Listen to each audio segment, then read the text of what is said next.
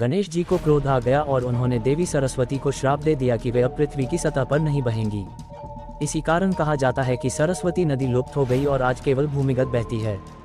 लोक परंपराओं में मान्यता है कि जब महर्षि वेदव्यास महाभारत की रचना कर रहे थे और भगवान गणेश स्वयं उनके लिपिकार बने थे, वेदव्यास जी श्लोक बोलते जा रहे थे और गणेश जी उन्हें तुरंत लिखते जा रहे थे।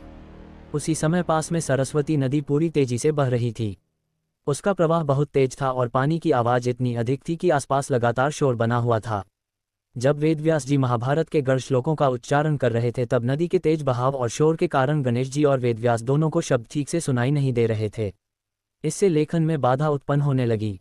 तब भगवान गणेश ने बहुत विनम्रता से देवी सरस्वती से निवेदन किया कि वे कुछ समय के लिए अपने बहाव को धीमा कर लें या अपनी धारा की आवाज़ कम कर दे ताकि कथा को सही तरह से सुना और लिखा जा सके। लेकिन सरस्वती नदी अपने स्वाभाविक उग्र प्रवाह में बहती रही। उन्होंने गणेश जी के निवेदन पर ध्यान नहीं दिया और न ही अपने वेग को कम किया। बार बार बाधा आने से गणेश जी को क्रोध आ गया।